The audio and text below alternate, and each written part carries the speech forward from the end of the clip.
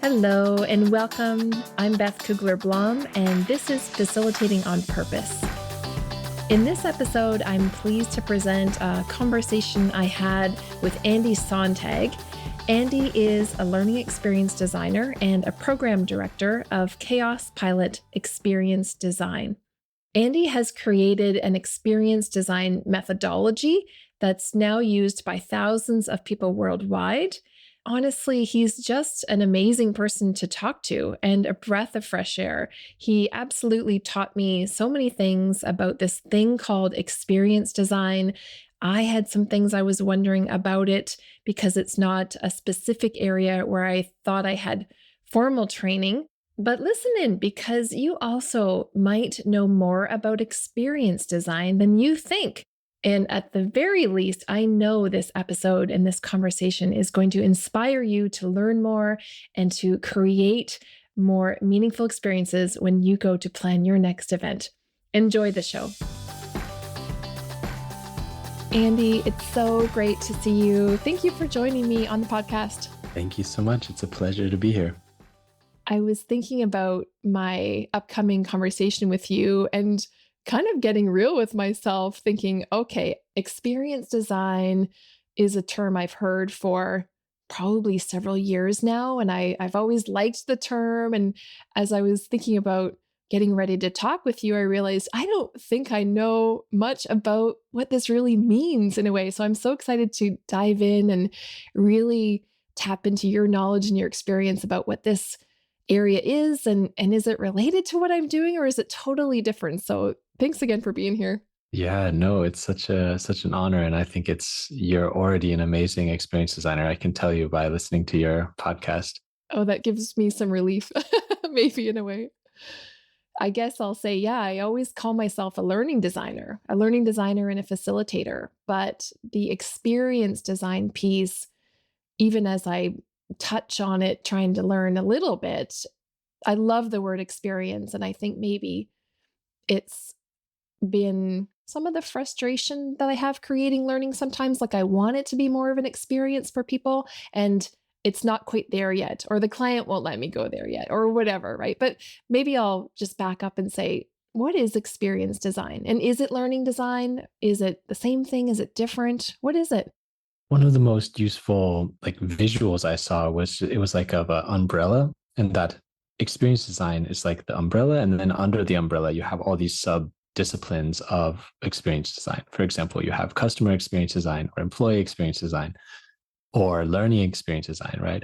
And then within each of those, right, there's like sub disciplines as well, right? So experience design is quite simply just like that overall umbrella that considers the experience that is being created by an organization as a service or as a training, in the case of learning experience, I would say.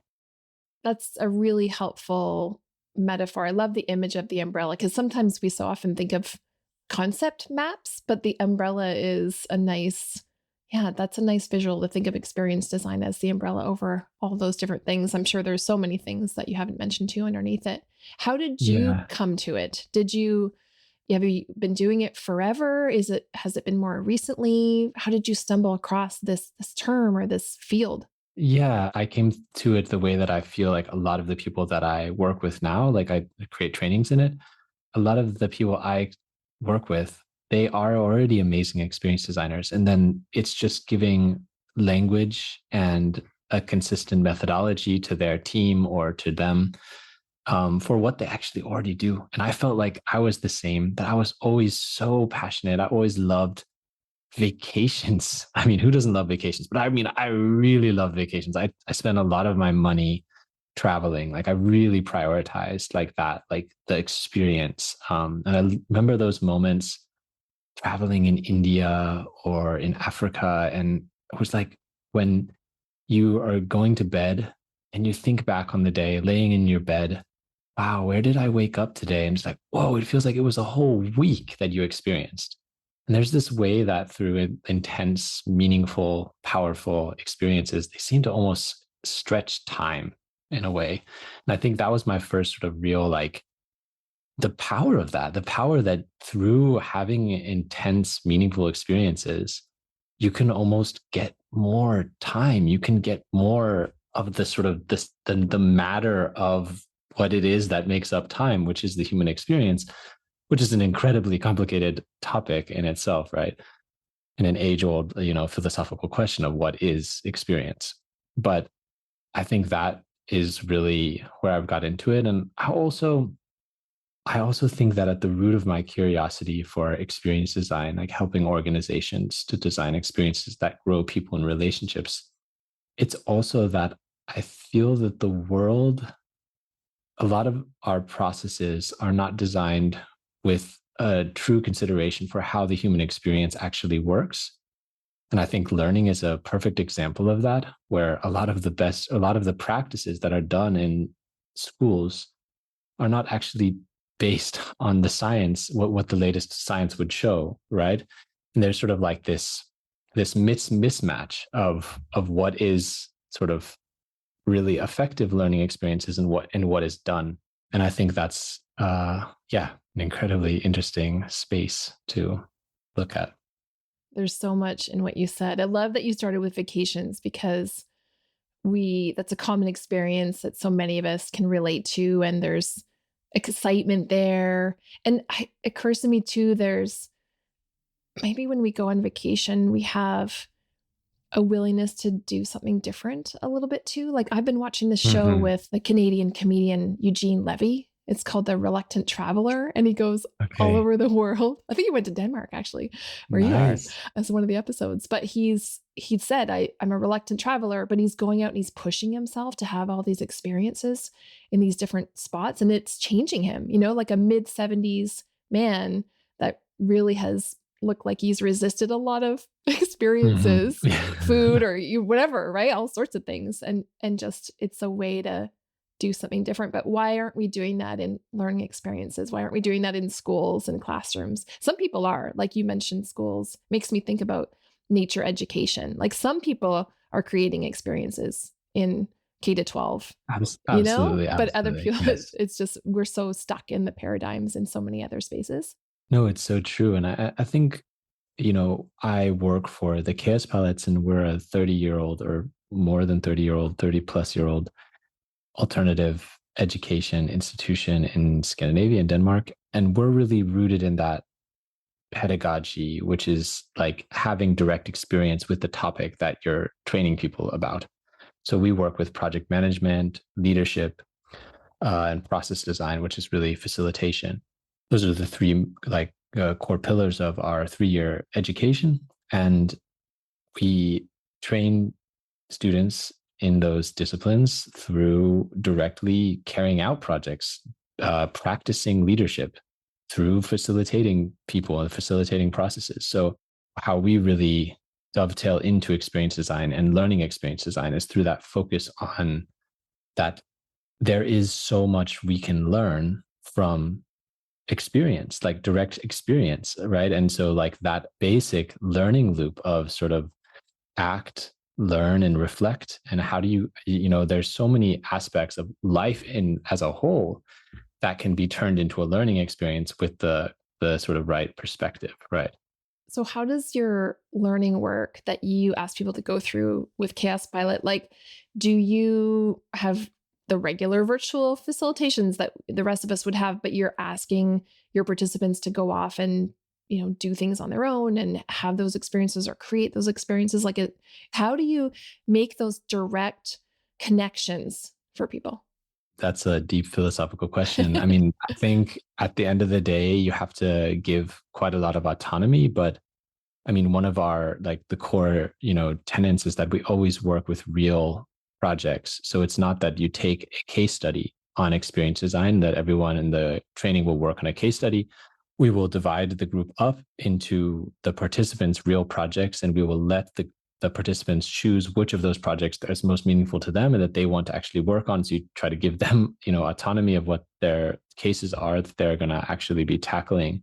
And in that way, you're staying in touch with the people's lived reality, and context. I think one of the sayings we have is context over content. And I know that you'll probably agree with that just from listening to this podcast before. and that, yeah, how important context is. So yeah, centering that.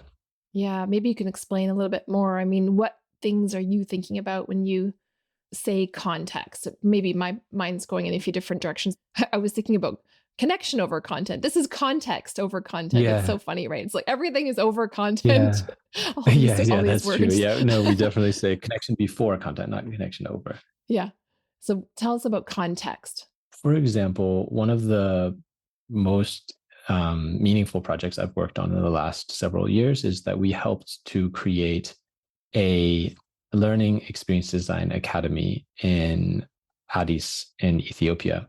The context, to go to the context, was that the German government, they had created all of this incredible information about climate resilience in terms of farming practices and also just improving crop yield in Ethiopia. And it was super valuable. And there's around 80 million people in Ethiopia that would benefit from this knowledge. But classic German style, they just rolled it out into these big, thick books or PDFs, and they didn't really have a way of getting it out. So the theory of change was that we worked with some brilliant local organizations in Ethiopia to get some of the brightest technologists in Addis, technologists and learning designers, learning people, to go through a 3-month program where, like, the way that we worked with that would be that we would give theory 1 week, and then the second week was just that they would get a brief. And in the brief, they would be like, okay, yeah, we're learning about human-centered design. So now you have to actually go out and do research with like farmers that are going to use this knowledge. And then the next week they'll get theory, and then the week after that they would actually get a brief where they would have to really do it. They would have to actually build an app or build a game or whatever it is that they were coming up with in terms that there's based on their research. So when I talk about context, I'm talking about like the reality of the problem, the reality of the problem on the ground for real people.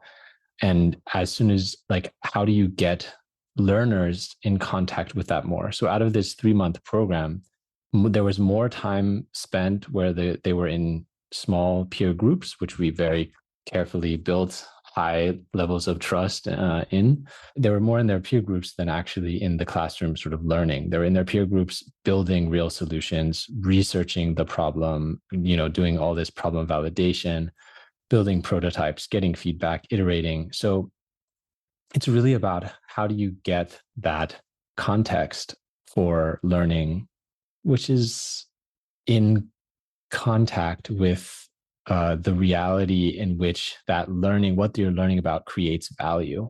I love that. Maybe I know more about this than I think, because two things came to mind. Design thinking, you mentioned. So I'm thinking about the design thinking methods. So are design thinking methods a way that we can enact experience design? Like, that is a very design thinking, like IDEO Corporation in the States comes to mind. These are the things you're doing, right? You're going into Ethiopia, they're spending more time outside the classroom than in.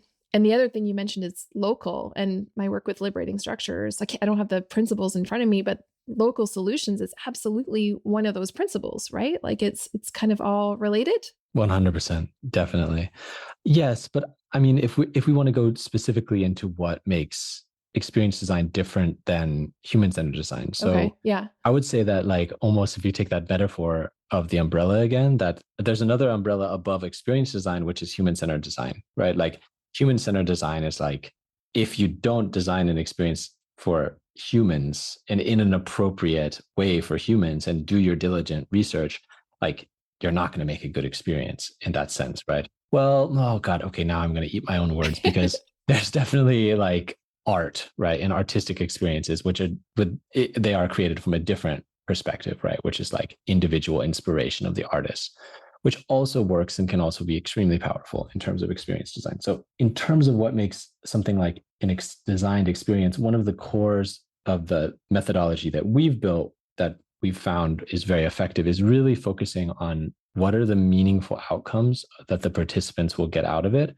And of course, there's some there's some framing of that in human-centered design, but we focus a lot on like meaning and emotions. And when you really put meanings, for example, the experience of being part of a community, the experience of the beauty, the experience of creation, the experience of duty, that can also be a very meaningful thing.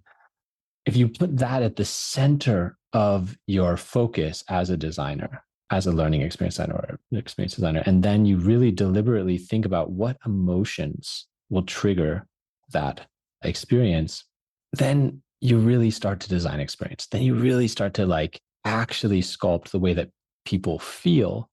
And the way that people feel is then the experience, right? Like, to design experience is fundamentally about designing a set of emotions. And of course, there's a huge complexity of like different ways that that can be done.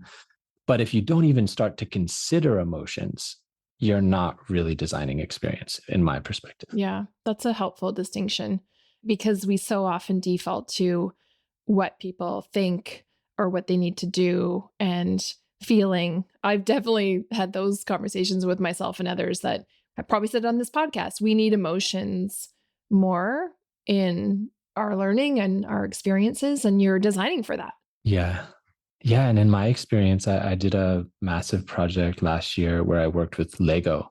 We got to design a training for all 700 of their designers. They're building like Lego products, Lego toys. And it was amazing to me when you work with these incredibly, I mean, they're some of the best designers in the world. I mean, really ridiculously skilled designers. But there is actually a degree of sort of emotional granularity, like learning to use emotions. If you think of emotions as kind of like the colors that are available to you, and you're a painter as an experienced designer, a lot of people are very limited. There are some studies that should, like the average American, although not necessarily everyone is as bad as Americans at this, but I'm an American, so I can make fun of Americans. But the average American used only 3 to 5 words to describe emotions a day in a recent study. And there's hundreds. There's hundreds. And so I think it is also our practice, as if you want to become an experienced designer, to work on the ability to describe emotions, the language. That's neat. Makes me think of it's very cliche at this point, but here in Canada and probably the States too, there was that Crayola, the 64, was it the 64 Crayola crayon deck? Like everybody wanted the full range of crayons, Yeah. right? And not just like the one with 8 in it. Yeah.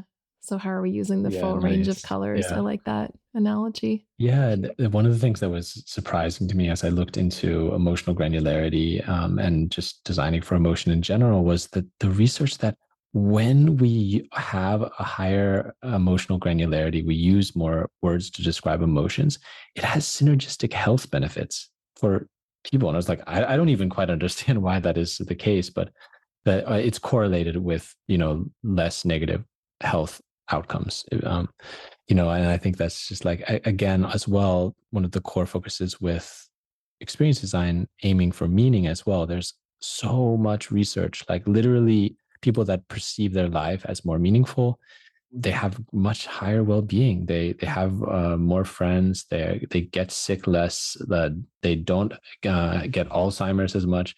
There's all these different studies that show that having contact with what's meaningful to us, having contact with our emotions, there's so many positive benefits of that. And that's where I think being an experienced designer that really takes these tools to heart can really genuinely help people.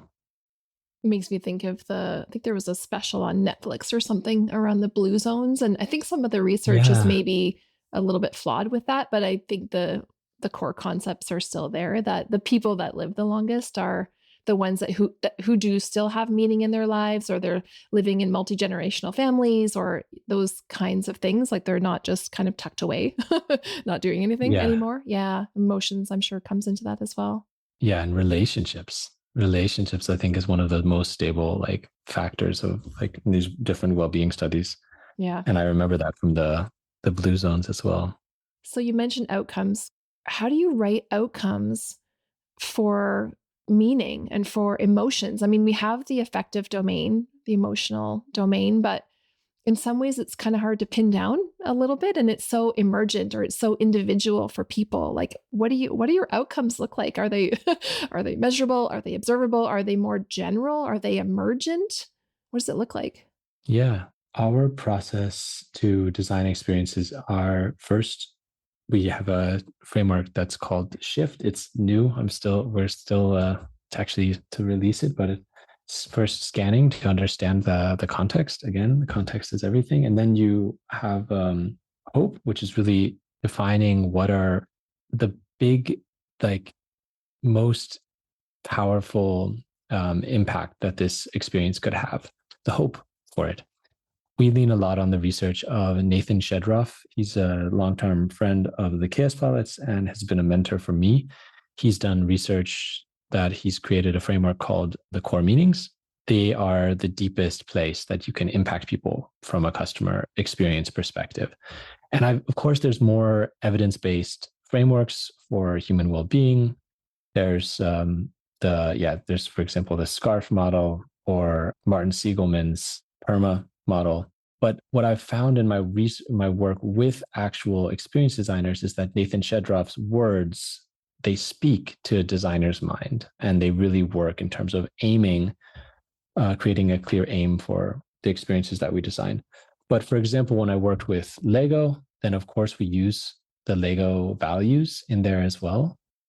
One of the ways that, I think what's important in terms of designing for meaning is that meaning is not about what you do or how you do it. It's really about like the why. So it should always be something that's bigger than the organization itself. Yeah, for example, I just did a big project with Echoing Green, an amazing NGO. And I remember like we created sort of like this statement for them in terms of what we'll design them and when they bring people together. And it was reimagining power and belonging, right? So it's like, it's not about what they do, but it's about like this big dream that can unite the experiences that they create. Reimagining power and belonging. It's like, well, how do you even begin to do that? It's such a big thing, right? But they are an incredible NGO. I mean, they work with like multimillionaires. They work with huge people that have huge amounts of money with funding. And then they work with, on the other side, some of the best on the ground change makers in the world from all over the world, right? And so they really have this rich context in which they can deliver upon that mission, or they can work towards that mission, right? So when I talk about meaningful outcomes, I mean, it's not something that you can put KPIs to them, and you should do that.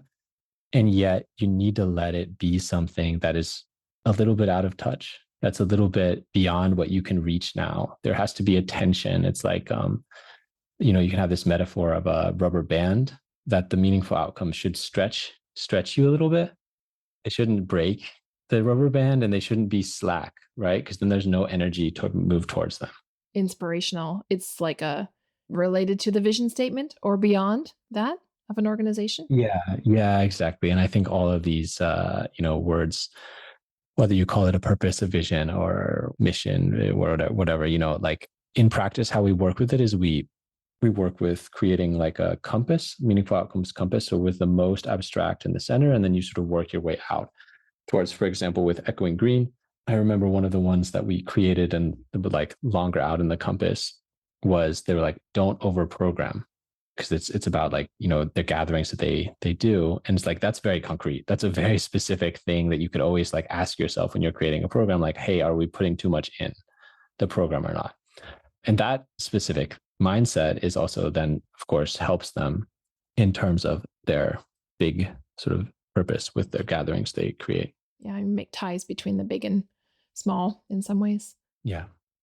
Are these absolutely huge projects? I'm thinking about the people like those of us who are facilitating half-day sessions with people, or a full day, or 3 days, or some of us like learning design projects go into the months, of course. But for those of us who are trying to bring some of these concepts into smaller work, and it's not smaller in terms of importance, but just like smaller in terms of time or scope or budget or whatever, like, is it always absolutely massive where you're flying to Ethiopia, or how do we bring it into the shorter things, the faster things? Absolutely. I mean, there's moments of experience design and everyday life, and every moment. I have a daughter and 7 years old. She's a gem. And I make her birthday parties. Like I really we just like make these birthday parties that are like quite experience designed. And that's just like so much fun. It's so giving, just to really like go above and beyond.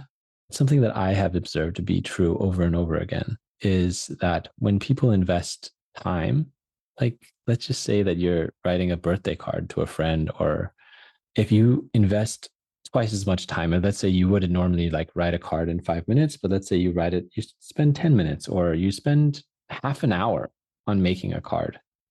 That investment of time is very consistently perceived as meaning by the person who receives something that someone has invested time into. If you're making food, if you invest more time, you go the extra 10 yards, people do perceive that as meaningful. So I think that's like a very simple, very practical thing that we can do to make something more into an experience, is to spend more time in doing things. And it's like our world is so sped up. Time is such a scarce resource. It's a truly, it's so that's a really meaningful thing that we can do.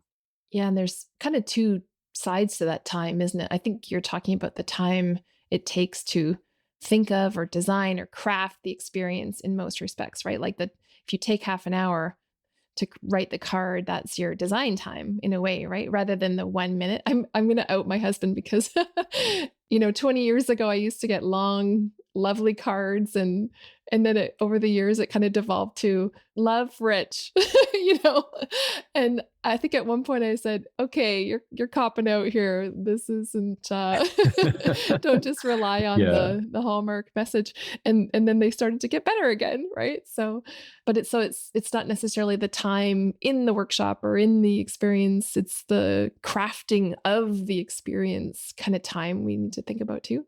Yeah. Yeah. Well, I mean, quite simply, it's like if you're saying, how do I, if I only have 3 hour workshop with clients, or with in a community, or whatever it is that you have, we are so often we go for the sort of like easiest solution, right? And I think it's like, first of all, to take a step back, to look for the meaningful outcomes and the emotions.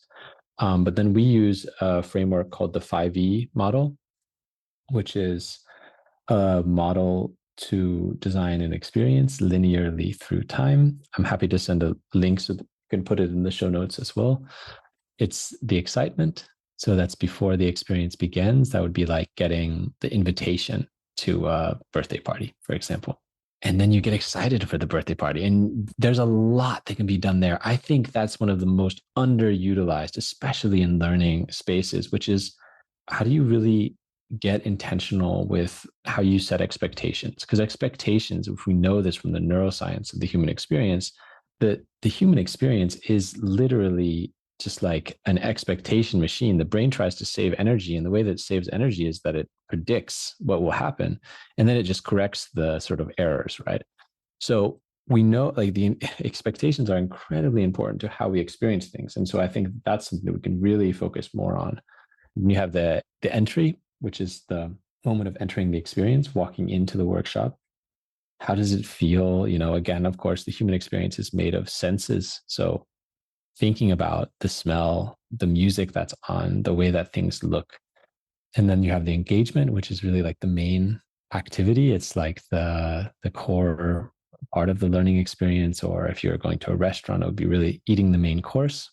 And then you have the exit, which is the moment that the experience ends.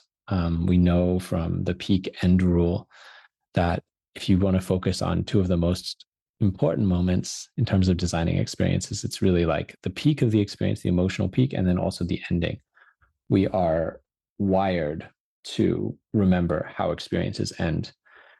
And then you finally have the extension, which is a physical or digital object that can be taken with from the experience. So, for example, when one of your episodes, the previous episodes, I can't remember all the details, but I have this note that you got these cookbooks. It was in Hollyhock. That's right. There's this like Yeah. cookbook signing, and that was like, and I was like, oh, that's the extension, right? Yeah. Yeah. So it's that this physical thing that you can take with from the experience. Did you say you still have I it? still have it. Yeah, it was probably 20 years ago. I forget now, but I probably said it in that episode, but it was participant generated. The facilitator didn't inspire that. The participants Beautiful. did, which is kind of cool, right? Because how often does that happen? Yeah, and that's a huge part of what makes it memorable. What makes it an experience is the novelty of that. Like that's, again, if you think of like that, expectations are a huge driver of what makes an experience. That is a perfect example of that. When it goes above and beyond the expectations, when like the participants take over, right? Yeah. Yeah. Well, the facilitator must have done a great job, didn't she? Because we participants loved each other so much that we all bought cookbooks and signed them for each other like yearbooks. Yeah. Like I've never had it happen before, or since. Why, that's so great. Is it a good cookbook? Yeah, the Hollyhock cookbook is a great one. Yeah, and Hollyhock is a great place. It's an aside if anyone ever comes to Vancouver Island. It's on Cortez Island. Yeah. Wow. Okay, Amazing. so just give us a recap of the 5, because I think there were other E words in there. So just help us be clear about which the 5 were. Well, first of all, again, like I've said before, but it's like you always start with the meaningful outcomes. You don't start with the excitement, entry, engagement, extension. You start with the meaningful outcomes. And then the first thing before you design what happens in the experience, you design the emotions, but you can divide the emotions already into the 5 E's, which are excitement, entry, engagement, exit, and extension. That's really helpful. Once I was listening to the podcast called The Fabulous Learning Nerds, and they had a magician on there, and he talked about that entry. So E for entry, that's your second one. He called it walk-in magic because he was a magician, right? And I've never really done much, but that stands out in my mind now when you say, yeah, when people are coming in, that entry piece, what's happening? Like it was such a cool term from a magician, walk-in magic. I thought I got to use that someday. Yeah, it's so true. We all know that feeling when we sort of enter a space, and there's always that degree of a little bit of anxiety or nervousness for people when they're coming to a space for the first time, whether it's online or in person. And so how do you make that fitting, appropriate? I think one of the like clearest things that we always do in our learning experiences, you have this like the big 5 of psychology, the openness to experience. And it's debatable whether we can really actually expand the openness to experience. But it's kind of cynical. And I'm a little bit like, oh, I don't know if I want to believe that we're all kind of like born with a certain openness to experience, which is quite important as experience designers, right? Like the openness of participants to having the experience. And people are very different in that. Some people really are not so open to experience, and some people are really open to different experiences, right?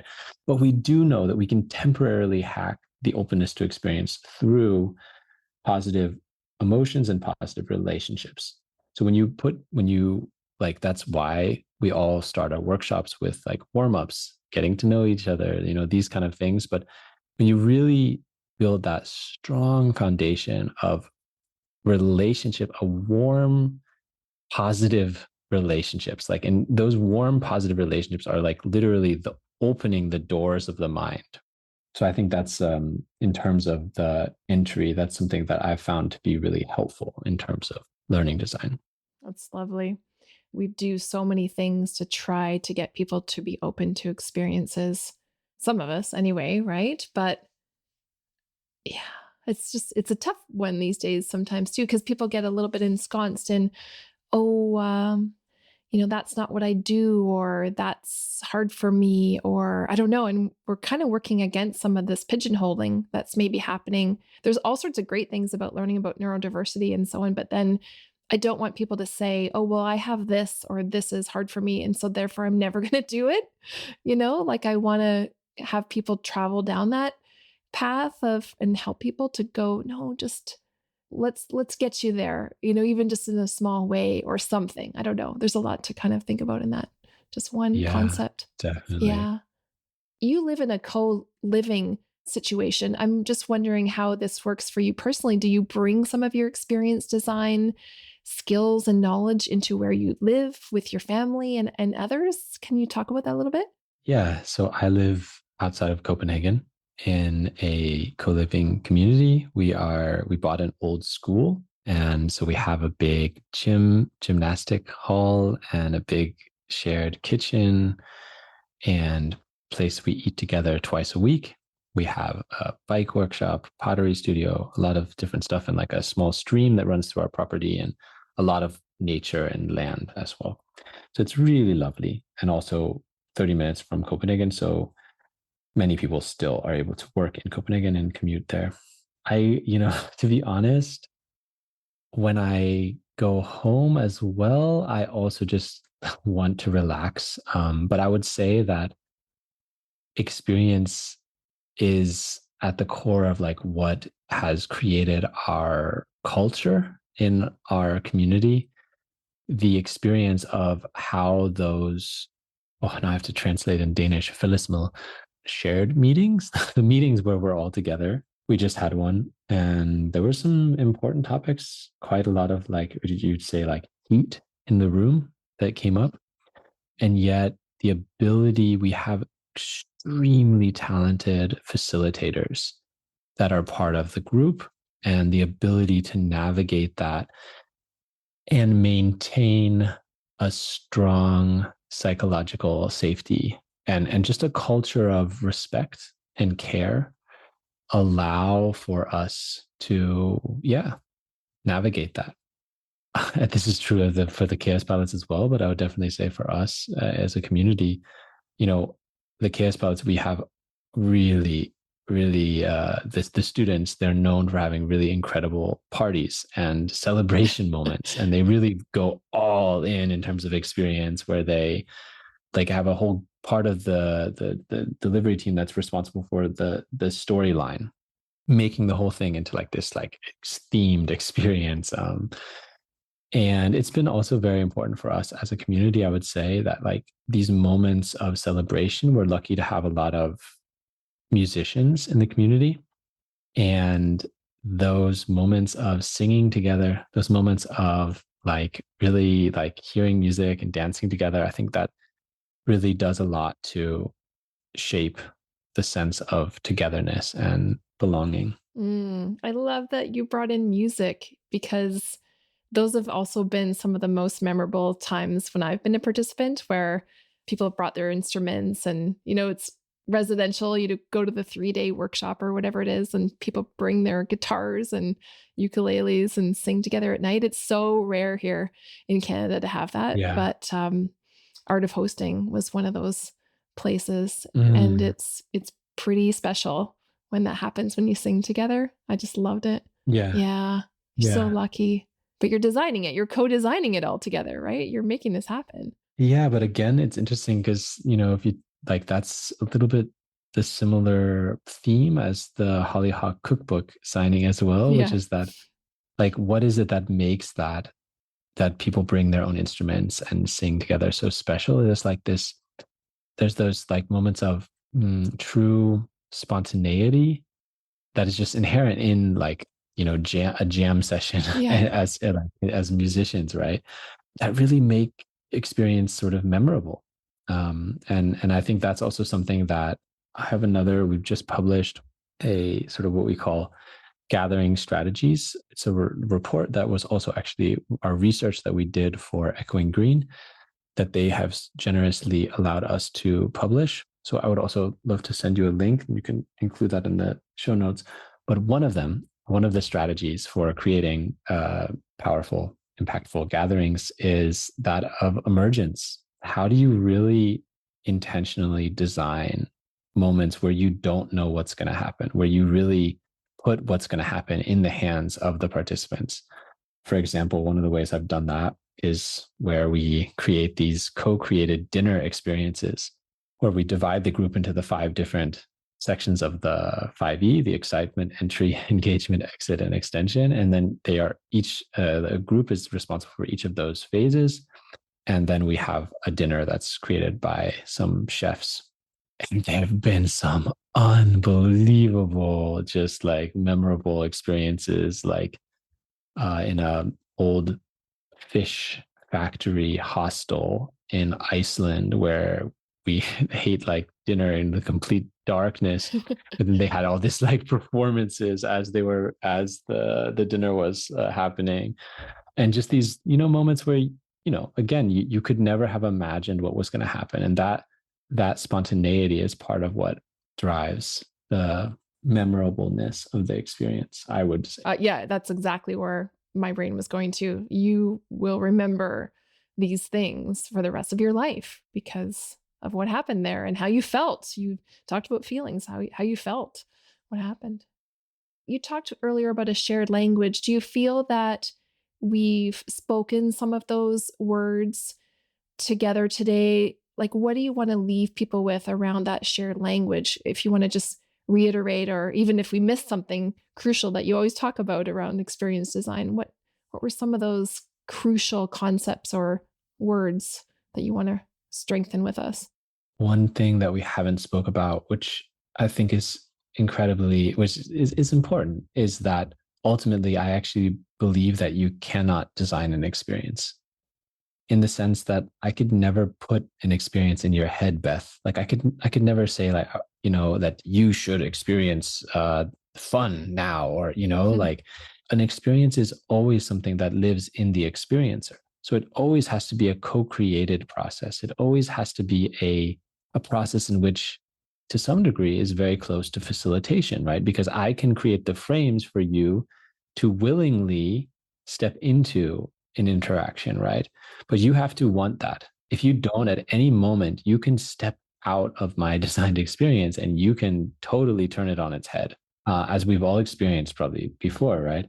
So there has to be a humbleness. There has to be that curiosity, that ability to really dance in the moment and co-create with the people that you're designing for. Yeah, it's so true.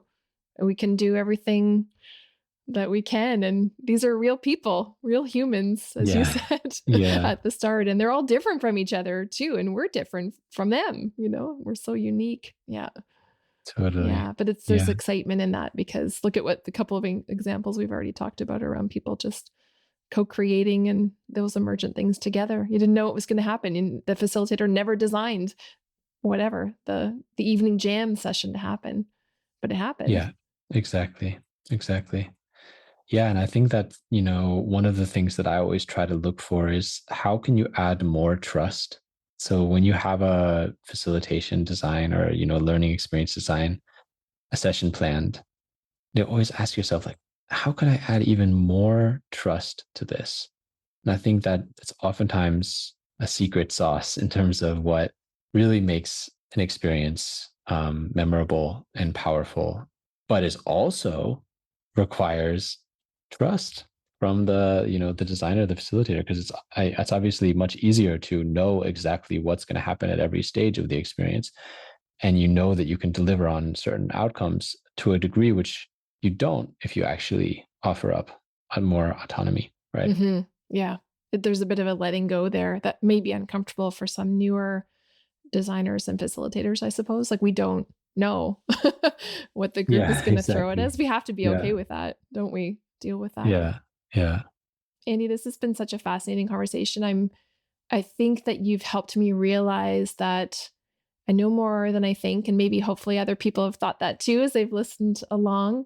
And just those times where we were in relationship, or our emotions were engaged, and we had those memorable experiences, whether it was the birthday party or the jam session or whatever. I think we all maybe know more than we think we do about experience design. yeah. Yeah. 100%.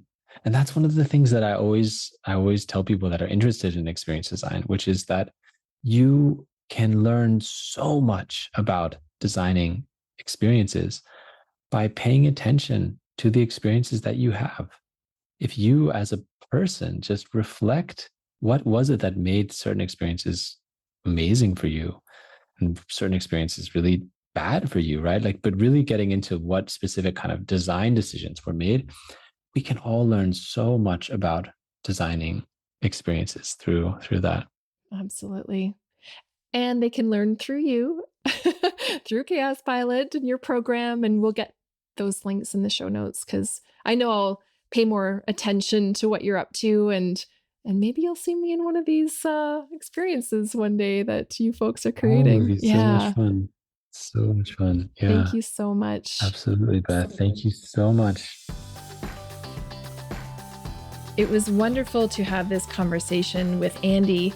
As I reflect back on it, I just am struck by how calm he was through the entire conversation, and it really was interesting for me to listen to. I've spoken before about how I tend to mirror guests' personalities or the way they show up to an episode, and this one just feels like a breath of fresh air, even to myself. And I was in the conversation, but I feel so privileged that I got to have it again really in my mind as I listened to it, and I listened to just how calmly and wonderfully and robustly Andy was able to explain some of the concepts of experience design to help not only me, but hopefully you as well realize that we know more than we think about how to create amazing, wonderful, meaningful experiences with groups. And hey, let's just keep doing it more and more, because the humans at the center of our work, we need it. They need it. They need us to become expertly craftful in designing great experiences for all of our benefits. I loved the last question that Andy said somewhere near the end of the episode, which was something that we can all ask ourselves. How can I add even more trust to this when we're designing our sessions? I think that's a fantastic question. If I were you, I would write it down. I want to write it down and put it on my whiteboard so that I look at it when I'm designing my next session as well. By the way, I looked up the episode in which I talked about the class all signing cookbooks for each other at the Hollyhock Retreat Center, and that was episode 60. It was called Learning That Lasts. So I will put that in the show notes if you want another episode to listen to that is also related to designing for long-lasting, memorable experiences.